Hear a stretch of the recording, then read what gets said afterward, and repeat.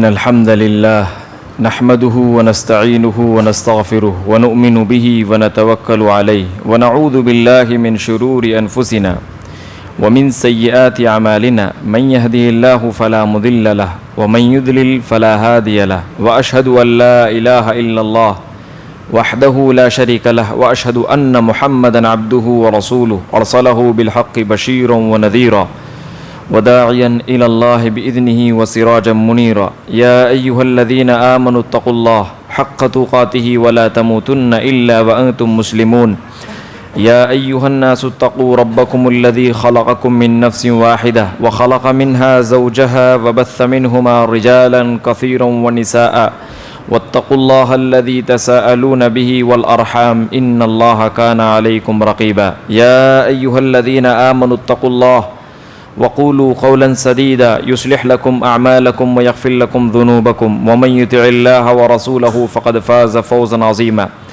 أما بعد فإن خير الحديث كتاب الله وخير الهدي هدي محمد صلى الله عليه وسلم وشر الأمور محدثاتها وكل محدثة بدعة وكل بدعة ضلالة وكل ضلالة في النار اعوذ باللہ من الشیطان الرجیم من ہمزہ ونفخہ ونفثہ بسم اللہ الرحمن الرحیم حافظوا علی الصلوات والصلاة الوسطی وقوموا للہ قانتین۔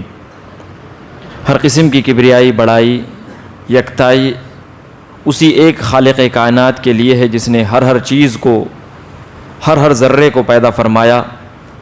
اس کی تعریف میں کنکروں کی تعداد اور ذرات کی تعداد اور شجر، پتھر، انسانوں اور مخلوقات کی تعداد کے برابر بھی اگر اس کی جائے تو یقیناً اس کی تعریف کم ہے۔ اگر سمندروں کو سیاہی میں تبدیل کر دی جائے اور تمام درختوں کو قلم میں تبدیل کر دی جائے اور اس کی حمد و ثنا بیان کی جائے، پھر اس جیسے اور مزید 7 سمندر لائے جائے، پھر بھی اللہ تعالیٰ کی تعریف کم ہے۔ اللہ تعالیٰ کی تعریف اسی کے لائق کے مطابق درود و سلام ہو تمام انبیاء علیہم الصلاۃ والسلام پر، بالخصوص سرور کونین تاجدار مدینہ احمد مجتبیٰ محمد مصطفیٰ صلی اللہ علیہ وسلم پر، ان کے آل، اصحاب اور ازواج پر۔ مختصر سی حمد و صلوات کے بعد آپ حضرات کے درمیان خشوع خضوع کے بارے میں کچھ باتیں گوشہ گزار کرنا چاہتا ہوں۔ اللہ تعالیٰ سے میں دعا گو ہوں کہ اللہ تعالیٰ تو مجھے حق گوئی کی توفیق عنایت فرما، آمین۔ خشوع خضوع، خشوع سے مراد کیا ہے؟ خشوع سے مراد یہ ہے کہ دل اللہ کے جانب مائل ہو، جسم کعبہ کے جانب ملتفت ہو، اور دل کے اندر شوق الہی ہو، خوف الہی سے دل تڑپ رہا ہو۔ اس انسان کے اندر کہتے ہیں کہ خشوع پیدا ہو چکا، اس انسان کو کہتے ہیں کہ اس انسان کے اندر خشوع پیدا ہو چکا جس دل کے اندر محبت الہی، شوق الہی، خوف الہی سے جو انسان کا دل تڑپ رہا ہو، جسم انسان کا کعبہ کے جانب ہو اور دل رب کعبہ کے جانب ملتفت ہو، اس انسان کے اندر حقیقت میں خشوع خضوع پیدا ہو چکا ہے۔ اللہ تعالیٰ نے سورہ زمر کے اندر ارشاد فرمایا، اللہ نزل احسن الحدیث کتابا متشابہا مثانیہ تقشعر منہ جلود الذین یخشون ربہم ثم تلین جلودہم وقلوبہم الی ذکر اللہ ذالک ھدی اللہ یہدی بہ من یشاء ومن یضلل اللہ فما لہ من ہاد۔ اللہ تعالیٰ نے بہترین کتاب کو نازل فرمایا، احسن الحدیث کتابا متشابہا، جس کتاب کے اندر اللہ تعالیٰ نے ملتی جلتی آیتوں کو نازل فرمایا ہے، اور ایسی آیتوں کو بھی نازل فرمایا ہے جو بار بار دہرائے جاتے ہیں اور جن کو پڑھنے سے مومن کا دل تقشعر منہ جلود الذین، مومن کا جو چمڑا ہوتا ہے وہ نرم پڑ جاتا ہے اور اس کا دل اور اس کا جسم بالکل نرم ہو جاتا ہے، اللہ کی رقت اس کے اندر طاری ہو جاتی ہے۔ پھر اللہ نے ارشاد فرمایا یہی اللہ کی دی ہوئی ہدایت ہے۔ اللہ تعالیٰ جسے چاہتا ہے ہدایت دیتا ہے اور جسے چاہتا ہے گمراہی کے راستے میں اللہ تعالیٰ چھوڑ دیتا ہے۔ یہی اللہ رب العزت نے خشوع خضوع کی تعریف میں ارشاد فرمایا ہے۔ یاد رکھیے، خشوع خضوع جو چیز ہے وہ نماز کے اندر انسان کا خصوصی طور پر پایا جانا چاہیے۔ خشوع خضوع جو چیز ہے وہ نماز کا مغز ہے، نماز کی اصل چیز ہے۔ جس نماز کے اندر خشوع خضوع نہ ہو وہ نماز حقیقت میں کامل ہوئی ہی نہیں ہے۔ آپ یوں کہہ سکتے ہیں کہ جس نماز کے اندر خشوع خضوع نہ ہو وہ ایسے ہی ہے جیسے کسی کو اللہ نے آنکھ تو دیا ہے لیکن آنکھ سے وہ دیکھ نہیں سکتا، کان تو ہے لیکن کان سے وہ سن نہیں سکتا۔ اسی طریقے سے نماز کے اندر خشوع خضوع کی حیثیت ہے، خشوع خضوع کا مقام ہے۔ نماز اگر کوئی انسان پڑھ رہا ہے اور اس نماز کے اندر خشوع خضوع نہیں ہے تو گویا کہ وہ نماز کھوکھلی ہے، اس نماز کے اندر کسی قسم کی کوئی طاقت نہیں ہے، اللہ تعالیٰ کے یہاں وہ نماز قابل قبول کے لائق ہی نہیں ہے۔ اسی طریقے سے خشوع خضوع کے بارے میں بیان کیا جاتا ہے جیسا کہ حدیثوں کے اندر پایا جاتا ہے۔ اللہ کے نبی صلی اللہ علیہ وسلم سے پوچھا گیا مل احسان، اے اللہ کے نبی صلی اللہ علیہ وسلم احسان کیا ہے؟ آپ صلی اللہ علیہ وسلم نے ارشاد فرمایا ان تعبد اللہ کأنک تراہ فإن لم تکن تراہ فإنہ یراک، کہ تم اللہ کی عبادت ایسے کرو جیسا کہ تم انہیں دیکھ رہے ہو۔ اگر اللہ تعالیٰ کو تم دیکھ نہیں سکتے تو کم از کم یہ تو سمجھو کہ اللہ تعالیٰ تمہیں دیکھ رہا ہے۔ یہی ہے خشوع خضوع۔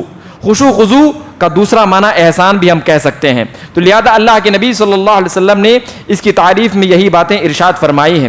علماء نے یہ بات بیان کیا ہے کہ یہ نماز کے اندر تو ایسا ہونا چاہیے، نماز کے اندر ایسا ہونا چاہیے کہ انسان عبادت اس طور پر کرے کہ وہ اللہ کو سامنے دیکھ رہا ہے۔ اگر ایسا گمان نہیں کر سکتا تو کم از کم اپنے دل میں یہ بات ضرور رکھے کہ اللہ تعالیٰ کی نگاہوں سے وہ بچ نہیں سکتا، اللہ تعالیٰ کی وہ نگاہوں میں لگا ہوا ہے۔ اور اسی طریقے سے دیگر چیزوں میں انسان کو چاہیے کہ پھونک پھونک کر قدم رکھے، یعنی بولے تو صاف اور سیدھا لہجہ استعمال کرے۔ اگر کوئی حلال اور حرام کا مسئلہ آ جائے تو پھونک پھونک کر قدم رکھے، یعنی بہت سنبھل کر زندگی میں چلے، حلال کو اپنائے، ہر قسم کے متشابہات، ہر قسم کے ایسی چیزوں سے بچے جو مکروہات ہے، جو تنزیہات ہے، جو حرام چیزیں ہیں، ایسی چیزوں سے بچنے کی کوشش کرے۔ لہذا اللہ کے نبی صلی اللہ علیہ وسلم نے بھی انہی باتوں کو بیان فرمایا ہے کہ خشوع خضوع کا نام یہی ہے کہ انسان ہر وقت اللہ رب العالمین کا خوف اپنے دل کے اندر لے کر رہے، چاہے نماز کے اندر ہو، چاہے غیر نماز میں ہو، جس حال میں بھی ہو۔ اسی طریقے سے امام ابن کثیر رحمۃ اللہ علیہ نے خشوع خضوع کی تعریف کرتے ہوئے بیان فرمایا ہے اپنی کتاب کے اندر الاحسان کے اندر، انہوں نے اپنی کتاب کے اندر بات کو بیان فرمایا ہے کہ خشوع کا معنی کیا ہے؟ الخشوع السکون والطمانیہ والتؤدہ والوقار والتواضع والحامل علیہ الخوف من اللہ تعالی ومراقبتہ کما فی الحدیث رسول اللہ صلی اللہ علیہ وسلم۔ انہوں نے بیان فرمایا خشوع کا مطلب یہ ہے کہ سکون ہو، اطمینان ہو، اور آدمی کے اندر نرمی ہو، وقار اور سنجیدگی ہو۔ پھر بیان فرماتے ہیں تواضع اور انکساری ہو، جھکاؤ پن ہو۔ پھر بیان فرماتے ہیں کہ وہ آدمی ایسا کام کرتا ہو، معلوم ہوتا ہو کہ آدمی خوف سے یہ کام کر رہا ہے، اس کے دل کے اندر خوف بھرا ہوا ہو، یعنی اللہ تعالیٰ کا ڈر بھرا ہوا ہو، اور ہمیشہ وہ اس بات کو جانتا ہو کہ اللہ تعالیٰ کی نگاہوں میں ہے، یعنی مراقبت، نگرانی میں ہے۔ اس طریقے سے وہ انسان جو چیز اختیار کرتا ہے وہ اسی انسان کے اندر خشوع خضوع پیدا ہو چکا ہے۔ پھر انہوں نے مثال دیا اور کہا کہ اللہ کے نبی صلی اللہ علیہ وسلم سے پوچھا گیا کہ احسان کیا ہے؟ تو اللہ کے نبی نے فرمایا احسان یہ ہے کہ تم اللہ کی عبادت ایسے کرو جیسے تم اللہ تعالیٰ کو خود دیکھ رہے ہو، یا تم یوں سمجھو کہ اللہ تعالیٰ تمہیں دیکھ رہا ہے۔ یہ اللہ کے نبی صلی اللہ علیہ وسلم کے حدیث کو لے کر کے ابن کثیر رحمۃ اللہ علیہ نے تعریف کیا ہے۔ اور امام ابن قیم رحمۃ اللہ علیہ مثال دیتے ہیں اور ارشاد فرماتے ہیں کہ سلف صالحین کے اندر یعنی صحابہ کرام اور تابعین میں خشوع خضوع کو کیسے سمجھا جاتا تھا، وہ امام ابن قیم رحمۃ اللہ علیہ بیان فرماتے ہیں وہ ایسے الصلاۃ کجاریۃ تہدی الی ملک من الملوک، کہ نماز کو یوں وہ سمجھتے تھے جیسے نماز ایک ایسی چیز ہے جو کسی بادشاہوں میں سے بادشاہ کو تحفہ دیا جائے، کوئی لونڈی تحفے میں دیا جائے۔ پھر بیان فرماتے ہیں کہ سوچو اگر تم کسی بادشاہ کو لونڈی تحفے میں دو گے اور اس کے ہاتھ شل ہوئے رہیں گے، وہ گونگی اور بہری ہوئی ہوگی، وہ لنگڑی ہوگی، وہ لولی ہوگی، مریض والی ہوگی، تو کیا بادشاہ اس کو پسند کرے گا؟ ان اللہ طیب، بے شک اللہ تعالیٰ تو پاک ہے، پاکی کو پسند فرماتا ہے، تو اللہ تعالیٰ تمہاری جانب سے دی گئے ایسے تحفے کو کیسے قبول فرمائے گا جس کے ہاتھ شل ہو، جو گونگا اور بہرا ہو، جس نماز کے اندر کوئی چیز ہی نہیں ہو۔ اللہ کے نبی صلی اللہ علیہ وسلم نے خشوع خضوع کے بارے میں جو باتیں بیان فرمائی وہ عظیم ہے، لہذا اس طریقے سے سلف صالحین کے قول کے مطابق آپ سمجھ سکتے ہیں جیسا کہ امام ابن قیم رحمۃ اللہ علیہ نے بیان فرمایا ہے۔ اسی طریقے سے نماز کے اندر خشوع و خضوع کی اہمیت کو قرآن مجید میں اور احادیث میں چند اس طریقے سے بیان کیا گیا ہے کہ علماء نے بیان فرمایا ہے کہ نماز کے اندر خشوع واجب ہے، فرض ہے. جس نماز کے اندر خشوع نہیں ہے، خضوع نہیں ہے، وہ نماز بیکار ہے، برباد ہے. اللہ تعالیٰ کے اس نماز کی کوئی حیثیت نہیں ہے. اللہ تعالیٰ نے قرآن مجید کے اندر ارشاد فرمایا وَاسْتَعِينُوا بِالصَّبْرِ وَالصَّلَاةِ وَإِنَّهَا لَكَبِيرَةٌ إِلَّا عَلَى الْخَاشِعِينَ. لوگوں استعانت طلب کرو نماز کے ذریعے سے، صبر کے ذریعے سے. پھر اللہ نے ارشاد فرمایا یہ دونوں چیزیں بڑی بھاری ہیں لیکن خشوع خضوع اختیار کرنے والوں کے لیے نہایت ہی ہلکی ہیں. یہ اللہ تعالیٰ نے بیان فرمایا. پھر اللہ تعالیٰ نے دوسری جگہ ارشاد فرمایا حافظوا علی الصلوات والصلاة الوسطى وقوموا للہ قانتین. لوگوں نماز قائم کرو، خصوصاً عصر کی نماز یعنی بیچ والی نماز کو قائم کرو. پھر اللہ نے ارشاد فرمایا وقوموا للہ قانتین. جب نماز پڑھو تو نہایت ہی فرمانبرداری کا ثبوت دو، نہایت ہی زیادہ خاموشی کے ساتھ، اطمینان کے ساتھ کھڑے ہو کر کے نماز پڑھو. یہ اللہ رب العزت نے بیان فرمایا. قانتین کا ایک دوسرا معنی خاشعین علماء نے بیان کیا، یعنی نہایت ہی زیادہ خشوع و خضوع کے ساتھ اپنی نمازوں کو پڑھو. یہ اللہ رب العزت نے ہمیں حکم دیا ہے. اس اعتبار سے علماء نے بیان فرمایا ہے کہ خشوع و خضوع اختیار کرنا یہ چیز فرض ہے. اسی طریقے سے دوسری اس کی اہمیت کے بارے میں بیان فرماتے ہیں کہ جو کوئی انسان جتنا زیادہ خشوع و خضوع اختیار کرے گا اتنا زیادہ وہ ثواب کا مستحق ہوگا. حضرت عمار بن یاسر رضی اللہ تعالی عنہ بیان فرماتے ہیں رسول اکرم صلی اللہ علیہ وسلم نے ارشاد فرمایا ان الرجل لینصرف وما کتب له الا عشر صلاته تسعها ثمنها سبعها. اللہ کے نبی صلی اللہ علیہ وسلم نے ارشاد فرمایا ہے کہ بندہ مومن نماز پڑھتا ہے لیکن اس کو نماز کا پورا بدلہ نہیں دیا جاتا بلکہ اس کو 10واں بدلہ دیا جاتا ہے. یعنی 10 میں سے 9 کاٹ لیا جاتا ہے، 1 نمبر اسے دیا جاتا ہے. یا اس طریقے سے کہ اس کو 2 نمبر دیا جاتا ہے، یعنی 8واں دیا جاتا ہے یا 7واں دیا جاتا ہے یا 5واں دیا جاتا ہے یا 6ٹھا دیا جاتا ہے یا 4تھا دیا جاتا ہے یا دوسرا دیا جاتا ہے یا آدھا دیا جاتا ہے یا مکمل دیا جاتا ہے. وہ کس لیے؟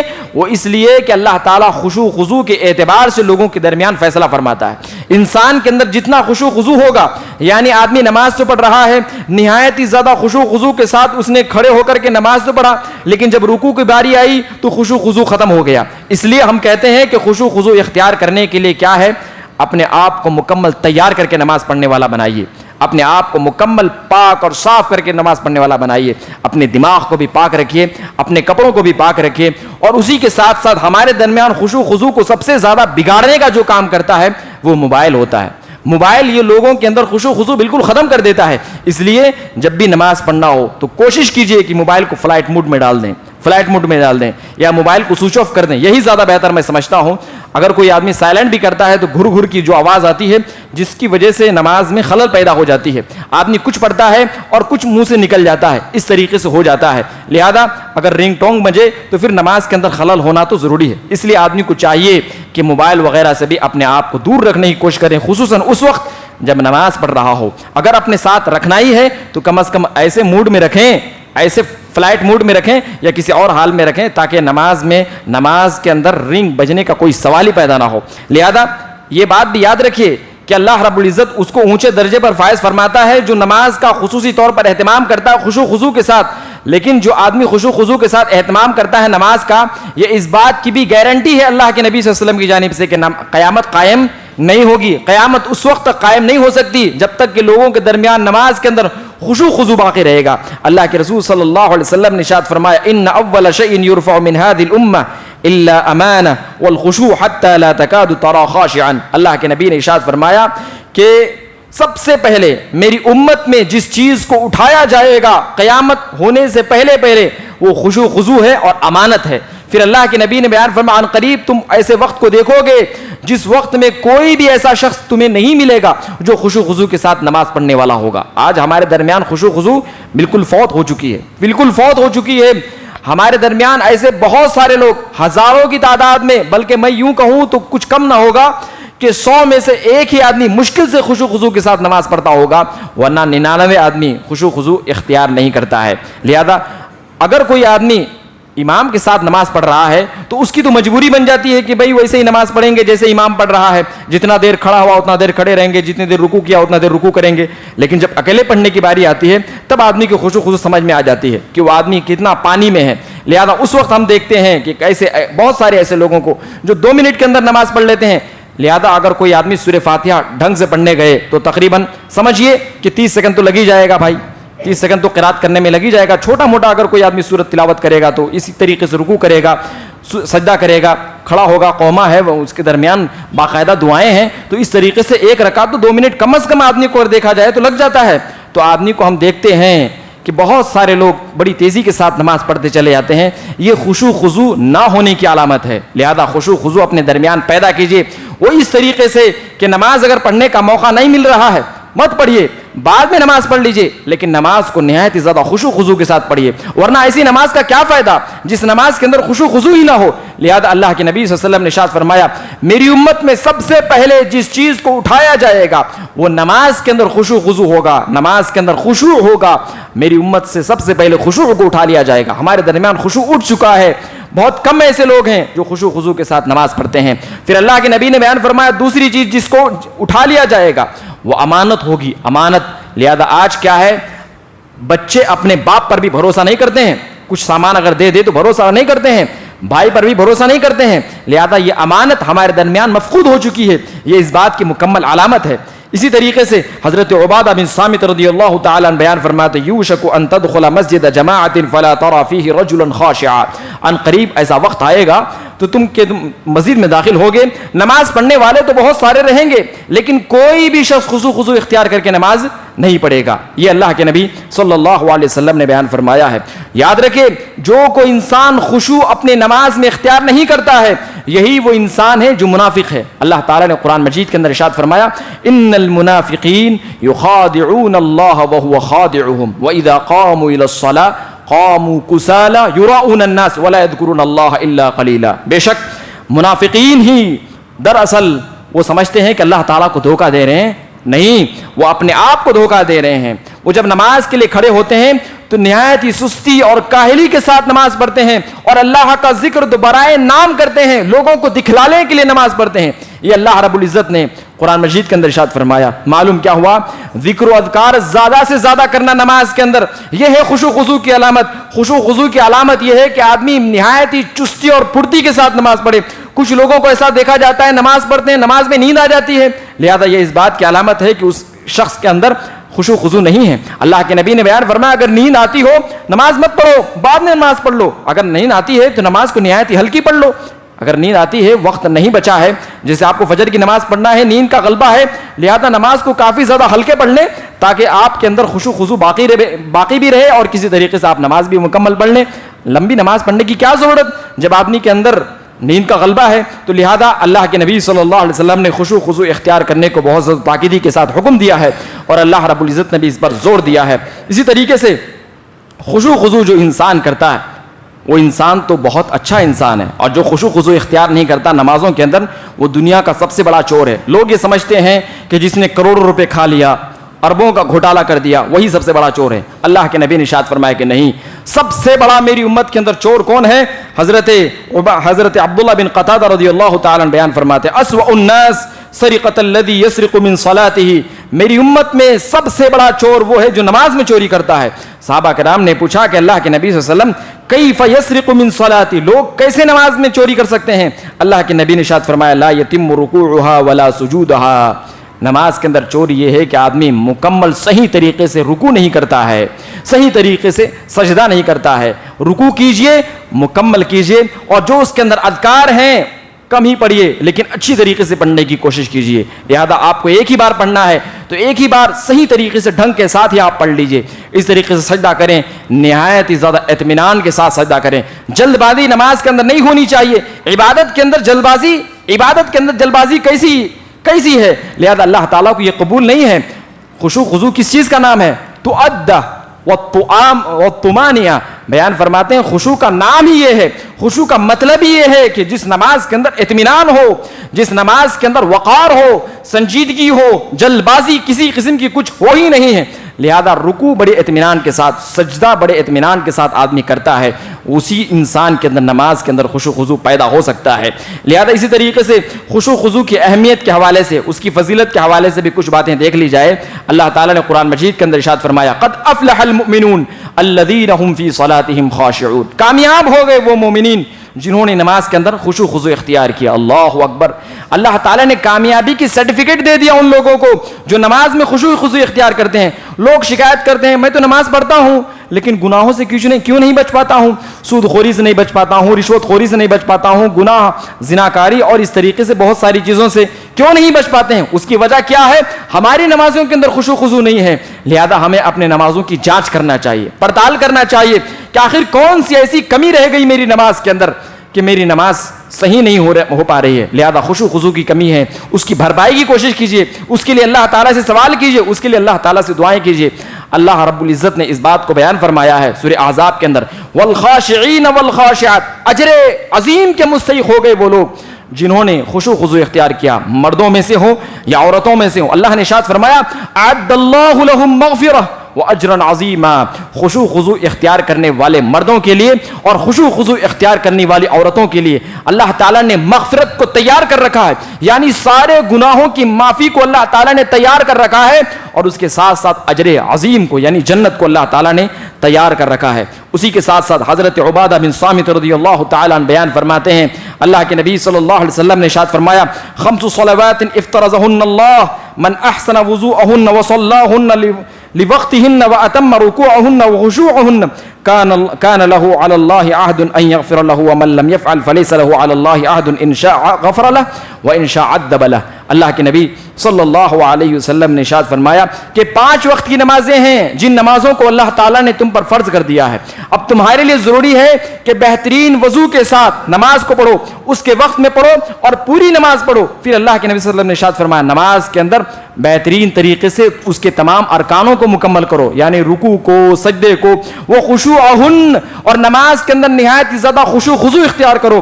پھر اللہ کے نبی نے ارشاد فرمایا جس شخص نے ان چیزوں کا اہتمام کیا نماز کے اندر، ایسے لوگوں سے اللہ تعالیٰ کا وعدہ ہے، اللہ تعالیٰ نے ایسے لوگوں کے بارے میں اس بات کا عہد کر رکھا ہے کہ ایسے لوگوں کو اللہ تعالیٰ ایسے لوگوں کے سارے گناہوں کو اللہ تعالیٰ معاف فرما دے گا۔ اور جس نے خشوع خضوع اختیار نہیں کیا نماز کے اندر، نماز کی پابندی تو کرتا رہا لیکن نماز کے اندر خشوع خضوع اختیار نہیں کیا، ایسے لوگوں کو اللہ تعالیٰ کل قیامت کے دن یا تو عذاب دے گا یا تو اللہ تعالیٰ انہیں چھوڑ دے گا، رحم کر دے گا۔ یہ اللہ کے نبی نے بیان فرمایا۔ اسی طریقے سے سیدنا عثمان بن عفان رضی اللہ تعالیٰ عنہ کے بارے میں ہے کہ انہوں نے اپنے غلام سے ایک مرتبہ پانی منگوایا، صحیح بخاری مسلم کی روایت، پھر انہوں نے پانی کو لیا اور اپنے ہاتھ میں اڑیلا اور دونوں ہاتھوں میں لے کر کے انہوں نے 3 مرتبہ اپنے دونوں ہاتھوں گٹوں تک دھویا، پھر ناک میں اور منہ میں اور ناک میں پانی ڈالا، پھر اس طریقے سے کہ چہرے کو مکمل 3 مرتبہ دھویا، پھر اپنے دونوں ہاتھوں کو 3 مرتبہ دھویا، پھر سر کا مسح کیا اور اپنے پیر کو ٹخنوں تک دھویا، 3 مرتبہ دھویا۔ پھر فرمایا کہ جو کوئی انسان اس طریقے سے وضو کرتا ہے جس طریقے سے میں نے وضو کیا ہے، تو میں نے اللہ کے رسول صلی اللہ علیہ وسلم کو فرماتے ہوئے سنا من توضأ نحو وضوء هذا ثم صلى ركعتين لا يحدث فيهما نفسه غفر له ما تقدم من ذنبه۔ اللہ اکبر، جو کوئی انسان اس طریقے سے وضو کرتا ہے جس طریقے سے میں نے وضو کیا ہے، پھر اس کے بعد 2 رکعت نماز پڑھتا ہے، اس 2 رکعت کے اندر اس کے دل کے اندر کسی قسم کی کوئی بات پیدا نہیں ہوتی ہے، اس کا ذہن اللہ کے جانب مکمل متوجہ ہوتا ہے، اس کا جسم خانہ کعبہ کے جانب ملتفت ہوتا ہے، اللہ کے نبی نے ارشاد فرمایا ایسے لوگوں کے پچھلے سارے گناہوں کو اللہ تعالیٰ معاف فرما دیتا ہے۔ اللہ اکبر، صرف 2 رکعت نماز، صرف 2 رکعت نماز بہترین طریقے سے جو کوئی انسان پڑھ لیتا ہے اللہ تعالیٰ اس کے پچھلے سارے گناہوں کو معاف فرما دیتا ہے۔ یہ رسول اکرم صلی اللہ علیہ وسلم نے ارشاد فرمایا۔ اسی طریقے سے اتنا ہی نہیں بلکہ اللہ تعالیٰ ایسے بندوں پر جنت کو واجب کر دیتا ہے۔ اللہ کے نبی صلی اللہ علیہ وسلم نے ارشاد فرمایا خمس صلوات ہن كتبهن اللہ علی العباد فمن جاء بهن لم يزع منهن شيئا استخفافا بحقهن كان له عند الله عهد ان يدخله الجنہ۔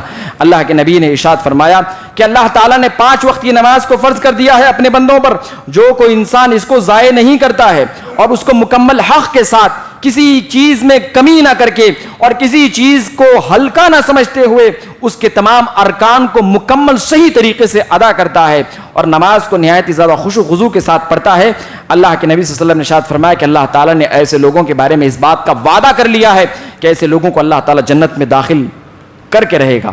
پھر اللہ کے نبی نے ارشاد فرمایا اور جو کوئی انسان ایسا نہیں کرتا اللہ تعالیٰ یا تو انہیں جہنم میں دھکیل دے گا یا تو اللہ تعالیٰ انہیں معاف فرما دے گا، یہ اللہ کے نبی نے ارشاد فرمایا۔ اسی طریقے سے اللہ تعالیٰ نے قرآن مجید کے اندر اس بات کا وعدہ فرمایا ہے کہ جو کوئی انسان خشوع خضوع اختیار کرے گا ایسے ہی لوگوں کو اللہ تعالیٰ جنت الفردوس میں داخلہ فرمائے گا۔ اللہ تعالیٰ نے قرآن مجید کے اندر سورہ مومنون کو اٹھائیے، قد افلح المؤمنون الذین هم فی صلاتهم خاشعون والذین هم عن اللغو معرضون، یہاں سے تلاوت کرتے چلے جائیے۔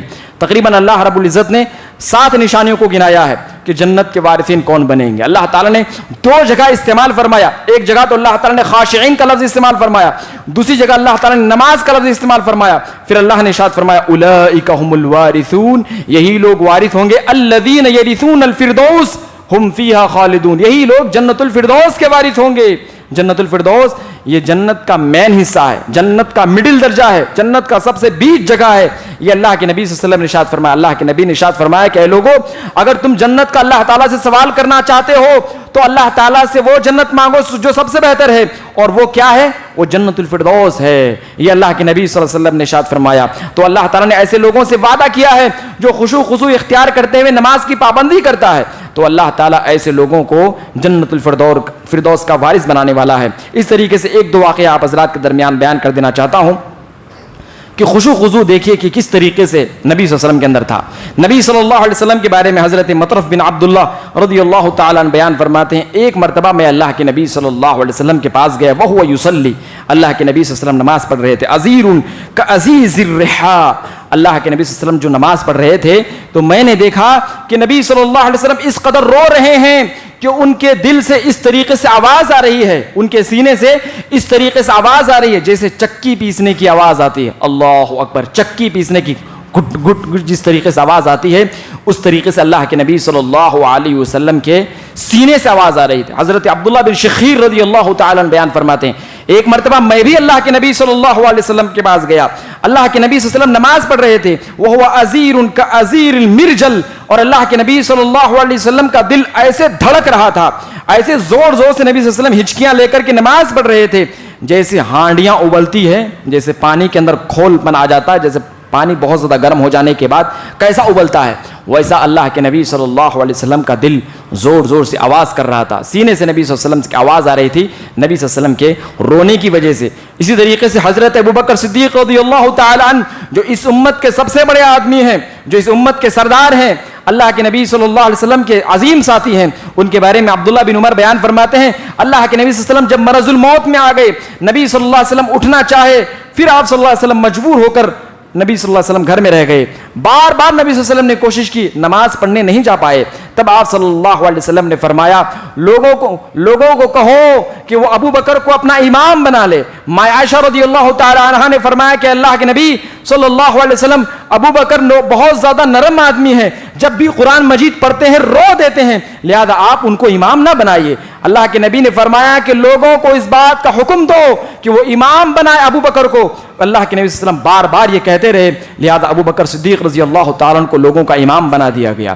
اس طریقے سے ماں عائشہ رضی اللہ تعالیٰ عنہ بیان فرماتی ہیں کہ جب مکہ کے اندر لوگوں کو کھلم کھلا عبادت کرنے کی پرمیشن نہیں تھی، اجازت نہیں تھی، اس وقت حضرت ابو بکر صدیق رضی اللہ تعالیٰ عنہ اپنے گھر میں اللہ کی عبادت کرتے، نماز جب پڑھتے، زور سے جب نماز کے اندر تلاوت کرتے تو بہت ساری عورتیں اکٹھا ہو جاتی، بچے اکٹھا ہو جاتے، کیوں؟ اس لیے کہ وہ نماز میں ہچکیاں لے کر کے رویا کرتے تھے۔ اللہ اکبر، یہ خشوع خضوع، ہم نماز پڑھتے ہیں، رونے کی کوشش کرتے ہیں، پھر بھی ہمیں رونا نہیں آتا، کیوں؟ اس کی وجہ یہی ہے کہ ہمارے اندر خشوع خضوع پیدا نہیں ہوا ہے۔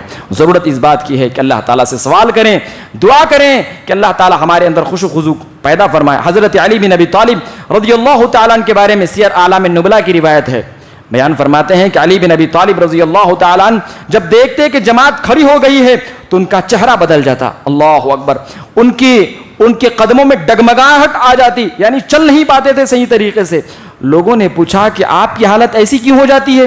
دوسرے صحابہ کرام کو تو ہم نے ایسا نہیں دیکھا. انہوں نے فرمایا کہ یہ وہ امانت ہے جس امانت کو اللہ نے آسمان کو دیا, زمین کو دیا, پہاڑ کو دیا, سارے لوگوں نے انکار کیا اور ہم نے اس امانت کو قبول کیا ہے, اور اس بڑے امانت کی ادائیگی کی خاطر میں جا رہا ہوں, اس لیے مجھے ڈر ہوتا ہے, خوف ہوتا ہے. حضرت عبداللہ بن زبیر رضی اللہ تعالیٰ عنہ کے بارے میں ہے کہ وہ نماز اس طریقے سے پڑھا کرتے تھے جیسے کوئی لکڑی گاڑ دی گئی ہو, کوئی لکڑی گاڑ دی گئی ہو, اس طریقے سے خشوع خضوع ان کے اندر اہتمام پیدا ہو جاتا. مچھریں کاٹتی, یہاں تک کہ مدھو مکھیاں بھی کاٹ لیتی تو کوئی اثر وہ نہیں لیا کرتے تھے. اللہ اکبر. حالت یہ تھی, سیر اعلام النبلاء کی روایت ہے صحیح سند کے ساتھ, کہ حجاج بن یوسف نے جب حملہ کر دیا مکہ کے اندر اور حضرت عبداللہ بن زبیر رضی اللہ تعالیٰ ابھی حالت نماز میں تھے, لہذا لوگوں نے ان کے کپڑے کو پکڑ کر کھینچا تو وہ تو کھینچے چلے آئے, لیکن انہوں نے چہرہ موڑ کر ان کی جانب دیکھا نہیں. اللہ اکبر. یہاں تک کہ انہیں قتل کر دیا گیا. یہ عبداللہ بن زبیر رضی اللہ تعالیٰ عنہ کی نماز تھی. عبداللہ بن زبیر کے بیٹے بیان فرماتے ہیں, اللہ کی قسم میں نے اپنے باپ کو نماز پڑھتے ہوئے دیکھا تو اس طریقے سے اتنے لمبے سجدہ کرتے تھے, اتنا لمبا سجدہ کرتے تھے, اگر کسی میدان میں ہوتے تو کوئی چڑیا آ کر ان کے اوپر بیٹھ جاتی تھی پھر اڑ جاتی تھی. اللہ اکبر. چڑیا کس کے اوپر آ کر بیٹھتی ہے بھائی؟ کوئی عام آدمی جس نے اپنی چڑیا وغیرہ کو پال کر نہیں رکھا ہے تو چڑیا تو وہیں پر آتی ہے جہاں سمجھتی ہے کہ یہ پر اطمینان جگہ ہے, یہ تو ایسے ہی جگہ ہے, یہ ٹیپو بنا ہوا ہے, لوگ آ کر کے بیٹھ جاتے, چڑیا آ کر بیٹھ جاتی ہے. لہذا حضرت عبداللہ بن زبیر اس طریقے سے نماز پڑھا کرتے تھے. سلف صالحین میں بہت سارے لوگ ہیں. امام بخاری رحمۃ اللہ علیہ کی ایک مثال لے لیجئے. امام بخاری رحمۃ اللہ علیہ کے بارے میں ہے کہ امام بخاری رحمہ اللہ ایک مرتبہ ظہر کا وقت ہو گیا, ایک باغ میں داخل ہوئے, ظہر کی نماز پڑھے. ظہر کی نماز پڑھنے کے بعد انہوں نے کہا کہ میں سنت بھی ذرا پڑھ لیتا ہوں. سنت پڑھنے لگے.